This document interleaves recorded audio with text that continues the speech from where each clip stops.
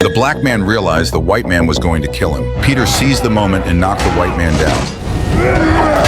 Peter took the white man's knife and quickly fled into the jungle. Seeing this, the other black men also began to scatter in all directions. A hunter raised his rifle and shot at the fleeing black slaves. Most of the black slaves were killed. Only 4 managed to escape, but their path was blocked by a swamp. The hunters quickly gave chase. They had no choice but to jump into the swamp. However, a man stopped in his tracks. He saw a large alligator in the swamp. Just then, a hunting dog caught up to him. Peter had no time to save him and hurried to escape. Soon the hunters arrived at the scene. Tell me where your friends are heading now, and I'll let you go. I mean, he ain't worth chasing. Swamp.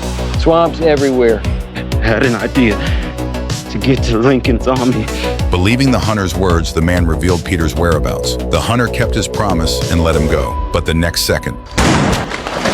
Meanwhile, the 3 decided to split up and flee to avoid capture. Peter found a house in the jungle. He hid behind a pile of firewood and secretly drank some water. Then he stole some bed sheets and potatoes. A little white girl spotted him. The sound of the bell soon attracted the slave hunters. They followed the trail of blood. Peter bandaged his wound with the bed sheet and continued his escape. To evade the hunting dogs, he stuffed the blood-stained cloth into a tree stump, then jumped into the swamp to hide. Sure enough, the cloth fooled the dogs. But the hunter didn't leave. He only felt safe enough to depart after spotting a crocodile in the water. Peter crawled out of the water, only to be dragged back in by the alligator. At the last moment, he kicked the alligator away. He used a stick to block the alligator's teeth. Then he pulled out his pocket knife and stabbed the alligator in the head. Peter crawled back onto the shore and continued his escape. Before long, the hunter returned to the swamp. He discovered the crocodile's carcass. He couldn't believe that a black slave had killed a crocodile with his bare hands. Meanwhile, Peter found a treehouse. While the owner was away, he made the most of the time to regain his strength.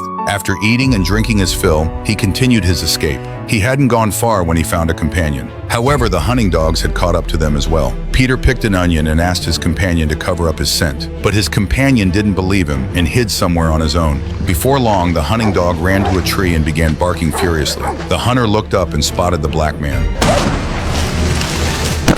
Peter watched it all from his hiding spot. This only strengthened his resolve to escape. He ran through the grass all night. Guided by the sound of cannon fire, he finally spotted Lincoln's army. But the hunter caught up with him. Peter was whipped to the ground. Realizing he couldn't escape, Peter resigned himself to death in despair.